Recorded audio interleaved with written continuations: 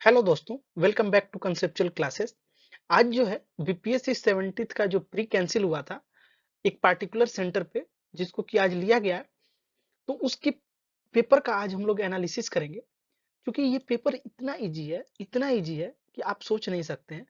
आज जो है हमने किसी एक सेट से ये पेपर उठाया है, क्वेश्चंस उठाए हैं हम लोगों ने, और ये केवल स्टार्टिंग के 30 क्वेश्चंस है। आप बिलीव नहीं करेंगे, स्टार्टिंग के 30 क्वेश्चंस में अराउंड 15 टू 20 क्वेश्चंस ऐसे हैं जिसको कि आप आंख बंद करके सही कर सकते थे। इतना इजी पेपर बनाया गया है। तो चलिए देखते हैं कि कैसा जो है क्वेश्चन आया है और आप कितने क्वेश्चंस कर पा रहे हैं। बाकी क्वेश्चंस भी हम लोग लेकर आएंगे, लेकिन अभी जो है हम लोग स्टार्टिंग के 30 क्वेश्चंस को ही डिस्कस करेंगे। तो चलिए स्टार्ट करते हैं।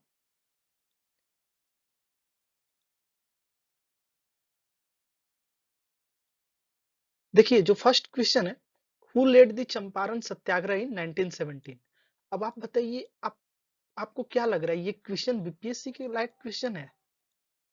ये क्वेश्चन अगर कुछ नहीं तो अप्रोक्स सभी वनडे एग्जाम्स में ये क्वेश्चन पूछा जा चुका होगा, और ये क्वेश्चन बीपीएससी के लेवल को गिराता है, क्योंकि ये क्वेश्चन पूछने लायक है ही नहीं। ये जो है, बिहार में अगर कोई भी स्टूडेंट सीरियसली अगर पढ़ा हो, थोड़ा बहुत भी पढ़ा है, तो ये क्वेश्चन गलत कर ही नहीं सकता है। तो चंपारण सत्याग्रह, जो वही चंपारण जो गांधी जी को महात्मा गांधी बनाता है, तो आप देख सकते हैं इसका आंसर सबको पता ही है, महात्मा गांधी जी। उसके बाद देखिए, world famous painting is found in which district of Bihar. अब बताइए, इसका एक डी ऑप्शन कट गया है, लेकिन कोई बात नहीं, डी ऑप्शन की जरूरत नहीं पड़ेगी। आप देखिए, मधुबनी पेंटिंग के बारे में कौन नहीं जानता है? मधुबनी डिस्ट्रिक्ट, और उसी का फेमस जो है मधुबनी पेंटिंग। मधुबनी पेंटिंग के बारे में हम लोग डिस्कस करेंगे डिटेल में, लेकिन आज नहीं।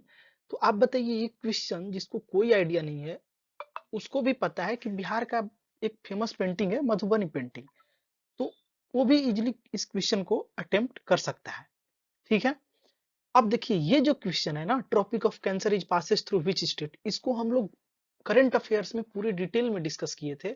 यही नहीं, हम लोग ये भी देखे थे कि जो है कंटिनेंट वाइज कितने कंटिनेंट को टच करता है, के थ्रू पास होता है, कितने कंट्री जो है कंटिनेंट वाइज, ये भी हम लोगों ने देखा था। कौन सी एक ऐसी पार्टिकुलर रिवर है जो 2 बार इसको कट करती है, राजस्थान की एक रिवर है, वो भी हम लोगों ने डिस्कस किया था। उसके साथ कौन कौन सी स्टेट जो है क्रॉस करते हैं, वो भी हम लोगों ने डिस्कस किया था। तो ये जो है क्वेश्चन काफी इजी क्वेश्चन है। अब देखिए, इतने विद्वान लोगों ने पेपर सेट किया है, इसका ऑप्शन अगर आप देखेंगे, ऑप्शन जो है बिहार, उड़ीसा, उत्तर प्रदेश और मेघालय, इसमें से कोई ऑप्शन नहीं है। यानी कि जिन्होंने पेपर सेट किया है वो 2000, लाइक जब बिहार और झारखंड का डिस्ट्रीब्यूशन नहीं हुआ था, उससे पहले का कहीं से क्वेश्चन उठाया है और direct same to same option भी डाल दिया है। क्योंकि झारखंड से होकर ये पास करता है ट्रॉपिक ऑफ कैंसर, तो इसलिए इसका आंसर जो है झारखंड होनी चाहिए, लेकिन ऑप्शन एक भी नहीं है। तो आप समझ सकते हैं कि बीपीएससी किस लेवल की ओर जा रहा है, और जो चेयरमैन है उनकी उनका जो सोच है बीपीएससी को लेकर, वो भी रिफ्लेक्ट हो रहा है। आप समझ सकते हैं। और ये पहला क्वेश्चन नहीं है, आगे भी हम लोग देखेंगे कि कैसे जो है इतना गलती किया गया है इस पेपर को बनाने में, जो कि अनएक्सपेक्टेड है। कोई भी स्टेट पीसीएस का एग्जाम इस लेवल का कोई एक्सपेक्ट कर ही नहीं सकता है। अब बताइए इसका क्या आंसर होगा, आप लोग बताइए। टोटल 8 स्टेट होकर गुजरती है ट्रॉपिक ऑफ कैंसर, जिसमें गुजरात, राजस्थान, मध्य प्रदेश, छत्तीसगढ़, झारखंड, वेस्ट बंगाल, त्रिपुरा और मिजोरम है। हम लोगों ने यह भी डिस्कस किया था कि जो ट्रॉपिक ऑफ कैंसर का नियरेस्ट सिटी जो है ट्रॉपिक ऑफ कैंसर से, वो है हमीरपुर। और हमीरपुर कहाँ का है? Sorry, not Hamirpur, Udaipur. हम लोग वहां डिस्कस भी किए थे कि उदयपुर राजस्थान में भी है। तो कुछ लोग सोच सकते हैं कि ये उदयपुर कहीं राजस्थान वाला तो नहीं है, तो लेकिन जो उसका आंसर है वो त्रिपुरा का उदयपुर है। ये भी हम लोगों ने डिस्कस किया था। साथ ही हम लोगों ने ये भी डिस्कस किया था कि एक रिवर है जो ट्रॉपिक ऑफ कैंसर को 2 बार क्रॉस करती है, उसका नाम है माही रिवर। ठीक है। वो जो विंध्यन प्लेटू से निकलती है, हम लोग देखे थे, मध्य प्रदेश की में फ्लो करती है। तो आप समझ सकते हैं कि करंट अफेयर्स का कितना इंपॉर्टेंट है। जब भी हम लोग करंट अफेयर डिस्कस करते हैं तो उसको स्टैटिक के साथ लिंक करते हैं। ये ट्रॉपिक ऑफ कैंसर को इतना डिटेल में हम लोग डिस्कस किए थे कि कौन सी कंट्री को टच करती है, कितने ओशियंस को क्रॉस करती है, ये सब हम लोगों ने देखा है। अगर आप नहीं देख रहे हैं करंट अफेयर्स को सही ढंग से, तो आप गलत करेंगे ही करेंगे, क्योंकि ये सब ऐसा पॉइंट है जो आप रेगुलर रिवीजन नहीं कर सकते हैं। ये सारे पॉइंट्स आपको एक पार्टिकुलर टाइम पीरियड के बाद रिवीजन होते रहनी चाहिए। ठीक है, तो आप देख सकते हैं बीपीएससी कितना सीरियस है पेपर बनाने को लेकर। ये क्वेश्चन के बारे में आप देख सकते हैं। नेक्स्ट क्वेश्चन पे चलते हैं। The tribal Santhal Hul rebellion took place in, इसका तो आप सभी को पता है, ये क्वेश्चन बहुत बार आ चुका है। 55 से 56 ये जो है इसका करेक्ट आंसर है। एक साल में ही इसको जो है संथाल रिबिलियन को सप्रेस कर दिया गया था। ये जो है सॉरी, जो ऑपरेसिव मेथोडोलॉजी था ब्रिटिश का, उसके खिलाफ हुआ था। और झारखंड में हुआ था, ये तो आपको पता ही है, जमींदारी सिस्टम के खिलाफ हुआ था। तो आप देख सकते हैं ये भी क्वेश्चन कुछ ज्यादा डिफिकल्ट नहीं है। और इसका जो नेतृत्व करता थे वो चार भाई ही थे, सिद्धू, कान्हू, चांद और भैरव। आप लोगों को पता भी होगा, सिद्धू, कान्हू, चांद और भैरव। अगर कोई झारखंड से है तो उनको पता भी होगा कि बहुत जगह सिद्धू पार्क बनाया भी गया है। सिद्धू पार्क, कान्हू पार्क बहुत जगह आपको देखने को मिल सकता है, जैसे जमशेदपुर में कान्हू पार्क करके है। तो ये सब चीजें कोई बहुत ज्यादा डिफिकल्ट क्वेश्चन नहीं थी। आप समझ सकते हैं कि किस लेवल का क्वेश्चन बनाया गया है। चलिए आगे और भी देखते हैं। देखिए ये क्वेश्चन कुछ हद तक ठीक है, मतलब थोड़ा सा ऑप्शन, मल्टीपल ऑप्शन होने से थोड़ा ठीक हो गया है। वैसे तो इस क्वेश्चन में भी कुछ खास नहीं है। आप देख सकते हैं, which of the following are matters on which a constitutional amendment is possible only with the ratification of the legislature of not less than one half of the state. देखिए हम लोगों ने डिस्कस किया था, करंट अफेयर्स में discuss किया था, state का रोल कब होगा। जहां भी स्टेट एक पार्टिकुलर स्टेक होल्डर का काम करेगा, जहां भी स्टेट का इंटरेस्ट जो है, स्टेट का इंटरेस्ट जहां भी कॉम्प्रोमाइज होगा या फिर जहां भी उसका रोल होगा, तो वहां पे स्टेट का रेटिफिकेशन चाहिए ही चाहिए। अब देखिए, अगर बात करते हैं इलेक्शन ऑफ प्रेसिडेंट में, तो क्या स्टेट का तो इसमें पार्टिसिपेशन नहीं होता है। आप इलेक्टोरल कॉलेज अगर देखेंगे, प्रेसिडेंट में कौन कौन वोट कर सकते हैं, इस पे एक और क्वेश्चन है, वो बहुत इजी क्वेश्चन है, आप लोग आगे देखेंगे उसको भी। तो उसमें आप देखेंगे लेजिस्लेचर वाला पार्ट, जो इलेक्टेड मेंबर होते हैं, असेंबलीज वाला पार्ट, तो ये चीज हो गया। तो इसमें तो स्टेट का इंटरेस्ट है, तो इस वजह से ये ऑप्शन तो करेक्ट हो जाएगा। उसके बाद है representation of state in parliament. ये तो ऑलरेडी दिख रहा है कि जब स्टेट का रिप्रेजेंटेशन की बात आएगी तो वहां पे रेटिफिकेशन जो है जरूरी है ही। उसके बाद any of list in seventh schedule. कल के ही करंट अफेयर्स में हम लोगों ने टोटल जितने भी 12 शेड्यूल होते हैं उनका एक ओवरव्यू लिया था। तो उसमें हम लोग सेवेंथ शेड्यूल में जो लिस्ट वाला पार्ट है उसको हम लोगों ने देखा था। तो बेसिकली हम लोग ये देख चुके थे कि जो यूनियन लिस्ट में कितने सब्जेक्ट्स हैं, कंकरेंट लिस्ट में कितने हैं और स्टेट लिस्ट में कितने हैं, और कौन किस पे एक्ट बना सकता है। ठीक है, तो ये पार्ट भी हो गया, सेवन शेड्यूल वाला ही पार्ट भी हो गया। अब देखिए जो फोर्थ ऑप्शन है वो है evolution of legislative council of a state. ये देखिए एवोल्यूशन कब होता है किसी भी स्टेट में लेजिस्लेटिव काउंसिल का, जब ये स्टेट जो है खुद के सदन में यानी कि असेंबलीज में इसको पास करके पार्लियामेंट को सेंड करे। तो इसमें कोई रेटिफिकेशन की जरूरत ही नहीं है, क्योंकि वो पार्टिकुलर स्टेट का मैटर है। वो पार्टिकुलर स्टेट को डिसाइड करना है कि वहां पे उसको रखना है या नहीं रखना है। ठीक है, तो ये चीजें होगी, यानी कि ऑप्शन नंबर 1, 2 एंड 3 इसका करेक्ट आंसर है। ठीक है, अब देखिए जो नेक्स्ट क्वेश्चन है वो इकोनॉमी से है। इकोनॉमी का एकदम बेसिक क्वेश्चन पूछा गया है। ठीक है, एकदम आगे भी हम लोग देखेंगे, 2-3 क्वेश्चन है एकदम जो बेसिक लेवल का क्वेश्चन है, जस्ट डिफिनीशन आपको पता होगा तो आप उस क्वेश्चन को कर लेंगे। अब देखिए जो क्वेश्चन है, the ratio of total deposit that a commercial banks must keep with reserve bank of India is called. देखिए इसमें दो ऑप्शन में आपको कंफ्यूजन हो सकता है, एसएलआर और सीआरआर। लेकिन इसका जो करेक्ट आंसर है वो सीआरआर होगा, क्योंकि सीआरआर जो है वो मिनिमम आपको बैंक के साथ रखना होता है, और ये अप्रोक्स 4% के आसपास होता है। ठीक है, यही नहीं, सीआरआर पर आपको कोई इंटरेस्ट नहीं मिलता है, कोई भी रिजर्व बैंक जो है इंटरेस्ट आपको नहीं देगा। एसएलआर क्या है? एसएलआर सपोज कीजिए 9 से 20% के रेंज में ये रहता है, 9 टू 20%। और ये जो है ना, ये सरकार इसलिए एसएलआर को रखता है ताकि जो फाइनेंशियल जो फ्रॉड हो रहा है उसको रोका जा सके। यानी कि इन केस ऑफ डिफॉल्टर ये आपका कैश जो है यूज होगा। ठीक है, अगर आप सीआरआर और एसएलआर मेंटेन नहीं करते हैं तो आरबीआई आप पे फाइन कर सकती है।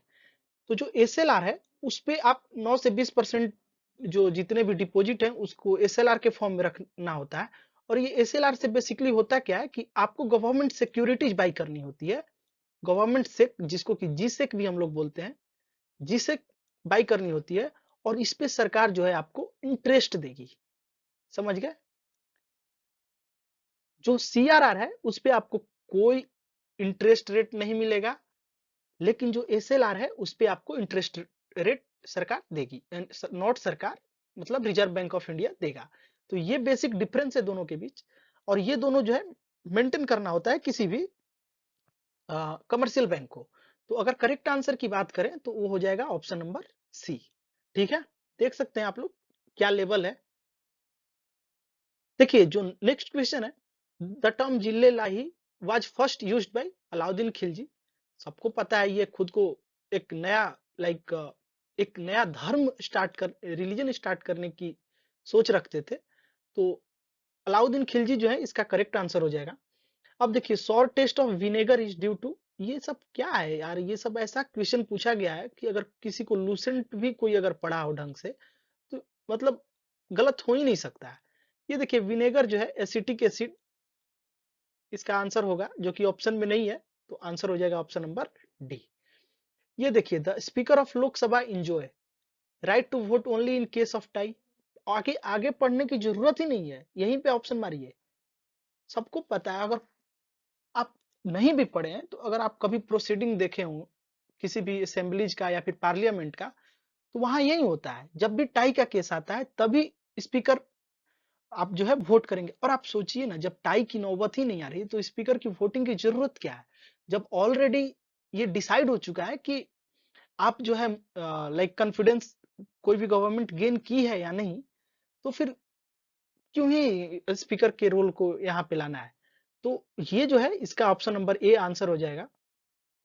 ठीक है, अब देखिए 1901 who published the book poverty and un British rule in India. इसका आंसर है दादा भाई नौरोजी। आप जो है दादा भाई नौरोजी के बारे में अगर पढ़ेंगे तो ये जो है आपको बहुत सारे जो ये ड्रेन थ्योरी भी देते हैं, अगर आप लोग को ध्यान में हो तो ये जो है ड्रेन थ्योरी में यही बताते हैं कि कैसे जो है ब्रिटिश इंडिया के जो जो क्या बोलते हैं, इंडिया जो है, इंडिया का जो इकोनॉमी है उसको ये कर रहा है, मतलब उसको खाली कर रहा है। यानी कि यहाँ के पैसे को किस तरह से लूटा जा रहा है। ठीक है, तो दादा भाई नौरोजी ये आप अगर घटना चक्र कोई लगाया हो, घटना चक्र में ये क्वेश्चन कम से कम नहीं तो 3 से 4 बार आपको देखने को मिल जाएगा। मल्टीपल एग्जाम में ये क्वेश्चन आ चुका है। देखिए नेक्स्ट क्वेश्चन है, where did the revolt of Birsa Munda took place. अब ये बताइए जो पेपर सेटर है वो क्या पता नींद में पेपर बनाया है या क्या किया है। आप देख सकते हैं इसका ऑप्शन अगर कोई देखे, कोई भी स्टूडेंट जिसको कोई आइडिया नहीं है, सपोज कीजिए जो बिहार के हैं या झारखंड के हैं, वो तो जो बिहार के हैं उनको तो आइडिया होगा, बिहार झारखंड या फिर उत्तर प्रदेश के स्टूडेंट को उनको आंसर भी पता होगा। लेकिन अगर किनको किसी को आंसर नहीं भी पता है और उनको पता है कि बिरसा मुंडा जो है झारखंड से बिलोंग करते हैं और इनके ही जन्मदिन पे जिस दिन मतलब झारखंड का डिस्ट्रीब्यूशन हुआ, झारखंड उसी दिन मनाया जाता है। तो उस समय से उससे भी आप अंदाजा लगा सकते हैं, चंपारण जो है बिहार में है, बलिया जो है यूपी में है, रांची जो है झारखंड में। तो कोई अगर नहीं भी देखा होगा तो भी इसको आंसर कर सकता है। ठीक है, ये जो छोटा नागपुर प्लेटू वाला जो एरिया है, साउथ मतलब रीजन वाला, वहां पे आपको ये जो बिरसा मुंडा रिवोल्ट हुआ था, जिसको उलगुलन भी बोलते हैं, ग्रेट तुमुलुत या फिर उलगुलन भी इसको बोलते हैं, इस रिवोल्ट को। तो ये आप समझ सकते हैं इसको कौन नहीं कौन गलत करेगा, वही गलत करेगा जो थोड़ा भी अपना दिमाग सही से नहीं लगा लगा रहा हो। क्योंकि आप देखिए ना, ये यूपी का सिटी है, एक बिहार का है और एक झारखंड का है। ठीक है। अब देखिए, who among the following is the recipient of Bharat Ratna. ये देखिए 5 लोग को इस बार भारत रत्न मिला है। उसमें जो है मैक्सिमम 3 लोग मतलब 3 भारत रत्न दिया जा सकता है। ठीक है। तो इसका जो आंसर हो जाएगा एम एस स्वामीनाथन हो जाएगा। तो एम एस स्वामीनाथन हो गए। और इसके अलावा किसको किसको मिला है? तो एक एल के अडवाणी जी को मिला था।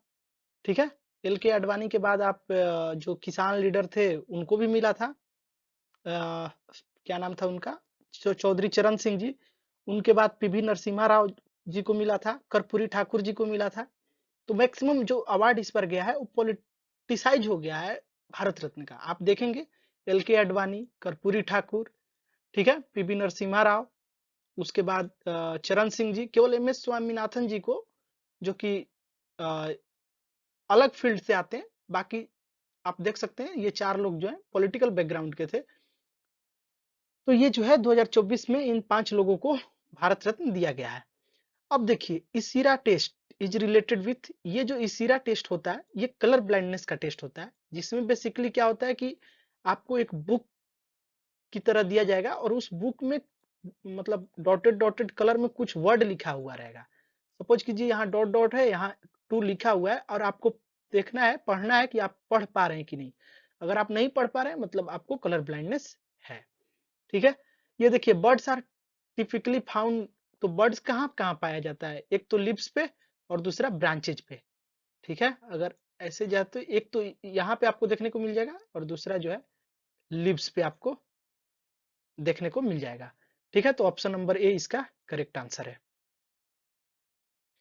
अब देखिए विच of the following is electoral college for president but not for his impeachment. ठीक है। यही क्वेश्चन मैं बोल रहा था। तो इसका जो करेक्ट आंसर हो जाएगा ऑप्शन नंबर बी। देखिए इलेक्शन के समय हम लोग इलेक्टेड मेंबर लेते हैं असेंबलीज के, लेकिन जो इम्पीचमेंट होता है, इम्पीचमेंट जो है केवल राज्यसभा या लोकसभा किसी एक में इनिशिएट हो जाएगा by giving 14 days notice and with ratification of 1/4 of the total member present and voting. यानी कि 1/4 जो लोग हैं उनका साइन चाहिए और आपको 14 दिन का नोटिस देना होता है इम्पीचमेंट के केस में। ये हो गया। अब देखिए which state has the longest boundary with Madhya Pradesh. ये तो मैप का क्वेश्चन हो गया। आप लोग देख सकते हैं कि मध्य प्रदेश के साथ जो है लॉन्गेस्ट बाउंड्री कौन सा स्टेट बनाता है? करेक्ट आंसर हो जाएगा उत्तर प्रदेश। देखिए एक यहाँ एक और क्वेश्चन आता है, एक सोनभद्र करके डिस्ट्रिक्ट है यूपी में, आपको बताना है वो कितने स्टेट के साथ बाउंड्री शेयर करता है। सोनभद्र डिस्ट्रिक्ट का नाम है। ठीक है। सर्च कीजिए, थोड़ा आप लोगों को एक नया चीज पता चलेगा। उसके बाद अगर ये देखें स्टेम मिथेन रिफॉर्मिंग टेक्निक, कुछ लोग को लग सकता है कि ये क्वेश्चन तो अच्छा क्वेश्चन है, ये तो हम लोगों ने सुना ही नहीं है। तो भाई आप लोग कैसे सुनेंगे अगर आप लोग करंट अफेयर्स डेली नहीं पढ़ते हैं तो?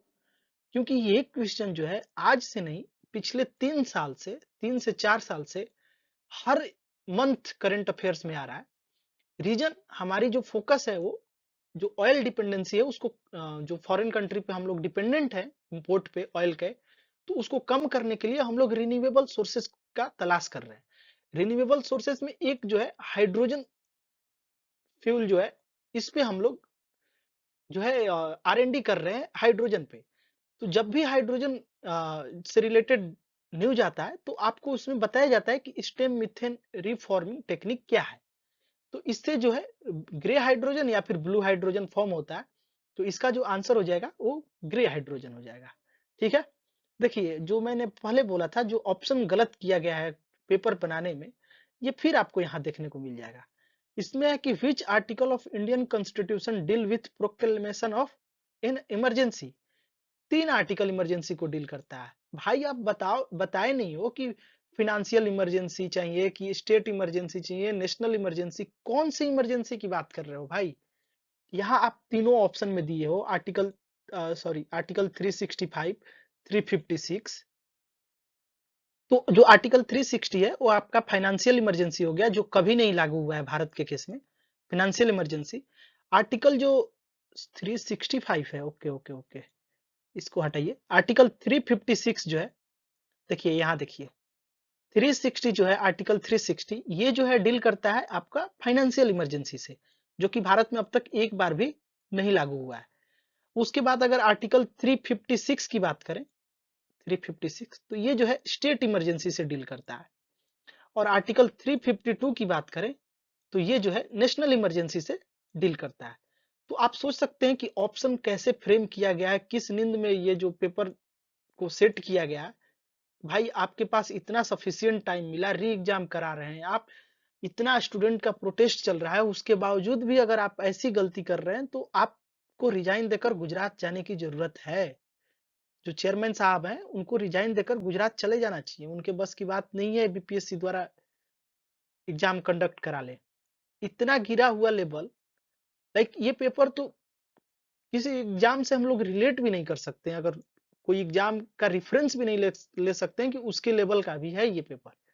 चलिए पेपर ठीक है, क्वेश्चन अप डाउन होते हैं, इजी और डिफिकल्ट होते हैं, लेकिन आप करीब करीब 10 से 15 क्वेश्चन ऐसे हैं जिसका ऑप्शन आइदर गलत है। एक आगे आप देखेंगे, शायद आज तो नहीं लिए हैं हम लोग डिस्कशन में। अब इसमें एक क्वेश्चन है कि जो 2023 में जो 2023 में जनगणना हुआ है उससे रिलेटेड एक क्वेश्चन पूछा गया। अब बताओ भाई ये 2023 में कब जनगणना हो गया यार? 2023 में कब 2011 के बाद तो कोई जनगणना हुआ नहीं है। 2011 के बाद कोई जनगणना हुआ है क्या? क्वेश्चन है कि 2023 के जनगणना के अकॉर्डिंग कौन सा भारत का राज्य जो है पिछड़ा राज्य है, पिछड़ा या फिर कुछ ऐसे जो है गरीब राज्य, कुछ इससे रिलेटेड क्वेश्चन है। तो आप सोच सकते हैं कि किस लेवल का पेपर बनाया गया है। चलिए नेक्स्ट क्वेश्चन पे देखते हैं। देखिए जो नेक्स्ट क्वेश्चन है, who became the president of Indian National Congress when Subhash Chandra Bose resigned in 1939। देखिए इसको भी हम लोग करंट अफेयर्स में ही बहुत डिटेल डिस्कस किए थे कि 1938 में जो है 1938 में जो है प्रेसिडेंट होते हैं कौन? सुभाष चंद्र बोस। 1939 का जो है त्रिपुरी सेशन चल रहा था। इसको त्रिपुरी कन्फ्लिक्ट के नाम से भी जाना जाता है।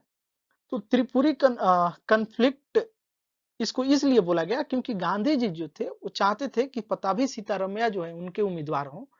लेकिन जो 1938 वाला सेशन था वो हरिपुरा में हुआ था, हरिपुरा सेशन था। और जो 1939 आईएनसी हुआ था ये जो है त्रिपुरी में हुआ था, इसीलिए इसको त्रिपुरी सेशन के नाम से भी जाना जाता है।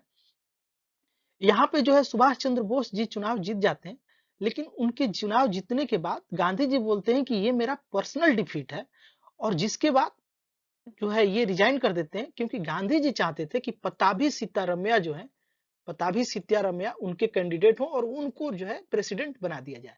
लेकिन यहाँ पे सुभाष चंद्र बोस जी चुनाव जीत जाते हैं 1939 में भी, लेकिन उसके बाद रिजाइन दे दिया जाता है इनके द्वारा, बिकॉज कांग्रेस के लीडर लोग रिजाइन करने लगते हैं। तो ये देखकर कि मैं जीत कर भी क्या ही कर लूंगा जब सभी लोग दुखी हैं, तो चलिए रिजाइन ही मारते हैं। तो यहाँ पे बोस साहब ने रिजाइन दे दिया और यहाँ पे एक वॉइड क्रिएट हो गया। इस वॉइड को लाइक हैंडल करने के लिए राजेंद्र प्रसाद जी को यहाँ प्रेसिडेंट बना दिया जाता है। ठीक है, तो ये हो गया चीज, आप देख सकते हैं। तो इसीलिए मैं बोल रहा हूँ कि मेरे करंट अफेयर्स को आप लोग देखिए। हम लोग करंट अफेयर्स में केवल करंट अफेयर्स नहीं डिस्कस करते हैं कि आए 50 क्वेश्चन लेकर वन लाइनर की तरह डिस्कस किए और चले गए। नहीं भाई, इससे कुछ नहीं होगा। डेली 50 क्वेश्चन जो आप डिस्कस कर रहे हैं इसमें से 20 तो डेली रिपीट कर रहा होगा। तो वैसा डिस्कशन करें जिसमें कि 10 ही डिस्कशन हो, लेकिन उससे रिलेटेड जो स्टैटिक पोर्शन है ना उस पर फोकस करना है। क्योंकि क्वेश्चन करंट से आते हैं लेकिन उसका लिमिटेशन है, आपके 5 या 10 क्वेश्चन करंट से हो सकते हैं, लेकिन जब तक आपका स्टैटिक क्लियर नहीं है आप कोई भी एग्जाम क्लियर नहीं कर पाएंगे। ठीक है, नेक्स्ट क्वेश्चन देखते हैं। Which of the following is a tool of physical policy? तो देखिए पहले आपको पता होना चाहिए कि फिजिकल पॉलिसी और मॉनेटरी पॉलिसी में डिफरेंस क्या है। तो देखिए फिजिकल पॉलिसी जो है ना ये गवर्नमेंट से रिलेटेड है, यानी कि सरकार जो है आइदर कलेक्शन, मतलब जो आप ये सोच सकते हैं कि रेवेन्यू इंक्रीज कराने, मतलब जैसे कि कलेक्शन और एक्सपेंडिचर, इससे रिलेटेड, मतलब जो इकोनॉमी को इफेक्ट करे। तो इससे आप समझ सकते हैं कि फिजिकल पॉलिसी को कौन देखता है? गवर्नमेंट देखता है। इसमें बेसिकली क्या होता है, ये जो है आइदर कलेक्शन मतलब रेवेन्यू कलेक्शन या फिर एक्सपेंडिचर की बात होती है, ठीक है। तो कलेक्शन फिजिकल पॉलिसी मतलब रेवेन्यू से रिलेटेड, ठीक है। और जो मॉनेटरी पॉलिसी है उसको आरबीआई देखता है, आरबीआई देखता है। और आरबीआई का काम क्या है, आरबीआई का काम क्या है, आपको फाइनेंशियल कंडीशन को ब्रॉडर ऑब्जेक्टिव के लिए लाइक एम्प्लॉयमेंट, प्राइस स्टेबिलिटी, ये सब चीजें देखना है, ठीक है। तो CRR, credit ceiling, bank rate, ये सब जो है ना, ये सब मॉनेटरी पॉलिसी के टूल्स हैं। जो टैक्सेस हैं वो फिजिकल पॉलिसी का टूल है, ठीक है। समझ गए। फिजिकल पॉलिसी में और क्या हो सकता है, आप अगर खुद से भी सोचे तो टैक्स रेट हो गया, ट्रांसफर पेमेंट हो गया, उसके बाद आप समझ सकते हैं जिससे भी रेवेन्यू कलेक्शन या फिर एक्सपेंडिचर हो, ठीक है। Reactance of a capacitor, reactance of a capacitor is, option देखिए, डायरेक्टली प्रोपोर्शनल टू फ्रीक्वेंसी। तो आप देख सकते हैं कि reactance of a capacitor is क्या होगा। तो जो रिएक्टेंस होता है, एक्सी से हम लोग इसको डिनोट करते हैं, ये जो है 1/f, यानी कि फ्रीक्वेंसी। तो ये जो है इनवर्सली प्रोपोर्शनल होता है फ्रीक्वेंसी के। ऑप्शन नंबर सी इसका करेक्ट आंसर हो जाएगा, ठीक है। अब देखिए, who is the chairperson of GST council. ये अभी हम लोग शायद 2 या 3 दिन बैक पूरे जीएसटी काउंसिल को ही डिटेल में देख लिए थे। करंट अफेयर्स का एक टॉपिक था, उसमें ये था कि जो कोई रिसेंट में जो जीएसटी लागू किया गया था कुछ प्रोडक्ट पे, पॉपकॉर्न वगैरह पे, उससे रिलेटेड कुछ न्यूज था, तो उस समय हम लोग इसको डिस्कस किए थे। साथ ही वोटिंग पैटर्न भी देखे थे जीएसटी काउंसिल का क्या है, और जीएसटी काउंसिल में कितने मेंबर होते हैं, कैसे कौन लाइक क्या रिप्रेजेंटेशन होता है, ये सारी चीजें हम लोगों ने देख लिया था। किस अमेंडमेंट एक्ट के तहत बनाया गया जीएसटी को, और जीएसटी में कितने टैक्सेस जो हैं सब्ज्यूम्ड किए गए हैं, ये सारा पॉइंट हम लोगों ने वहां कवर किया है। अगर आप करंट अफेयर्स नहीं देख रहे हैं मतलब आप बहुत बड़ी गलती कर रहे हैं, क्योंकि ये सब चीजें ना आप ठीक है नोट्स में पढ़ सकते हैं, लेकिन उस नोट्स को कितने बार पढ़ेंगे ये तो आपको सोचना होगा कि साल लाइक उस नोट्स को कितने फ्रीक्वेंट बेसिस पे आप रिवाइज कर रहे हैं। लेकिन अगर वही चीज आप करंट अफेयर्स के माध्यम से कर रहे हैं, तो आप साथ साथ में दो दो चीज कंप्लीट कर रहे हैं। एक तो आपका करंट अफेयर्स का टॉपिक कंप्लीट हो रहा है, साथ ही उसका स्टैटिक लिंक भी आप क्लियर करते जा रहे हैं। तो जाकर हम आप देख सकते हैं जीएसटी काउंसिल के बारे में हम लोगों ने डिटेल में बताया है उस लेक्चर में, ठीक है। तो इसका जो करेक्ट आंसर हो जाएगा वो हो जाएगा यूनियन फाइनेंस मिनिस्टर, ठीक है। नेक्स्ट चलते हैं।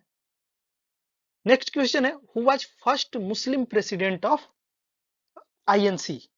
देखिए, हम लोग जब आईएनसी का डिस्कशन कर रहे थे, ये हम लोग पूरा आईएनसी को डिटेल में डिस्कस किए कि कितने प्रेसिडेंट हुए, कौन लॉन्ग सर्विंग प्रेसिडेंट था, ठीक है। उसके बाद जो है फर्स्ट वुमेन प्रेसिडेंट कौन थी, फर्स्ट मुस्लिम प्रेसिडेंट कौन थे, ये सारे चीज हम लोगों ने सेकंड जो है डिस्कस किया है। इसके जो आंसर है वो बदरुद्दीन तैयबजी होंगे। इसके बाद का भी क्वेश्चन हम लोगों ने सेकंड डिस्कस किया था कि सेकंड जो है आ, ये भी हम लोगों ने क्वेश्चन किया था कि फर्स्ट एनआरआई जो ये थे, क्या बोलते हैं, आईएनसी के प्रेसिडेंट जो फर्स्ट नॉन इंडियन जो बने थे, उनके बारे में हम लोगों ने डिस्कस किया था, ठीक है। जॉर्ज यूल करके थे, तो आप लोग वो सब चीजें जाकर देख सकते हैं, ठीक है। तो जो फर्स्ट थे वो बदरुद्दीन तैयबजी थे, और जो सेकंड लाइक जो सेकंड प्रेसिडेंट थे वो कौन थे, रहमतुल्लाह एम सियानी। रहमतुल्लाह एम सियानी जो थे वो सेकंड मुस्लिम थे। तो फर्स्ट हम लोग इसलिए देखे थे सेकंड को क्योंकि हम लोगों को लगता था कि भाई बीपीएससी का लेवल इतना डाउन तो नहीं है। फर्स्ट जो भी फर्स्ट है, women first, non Indian first जो है, first women, non Indian first, ये सब सारी चीजें जो है पूछी जा चुकी थी।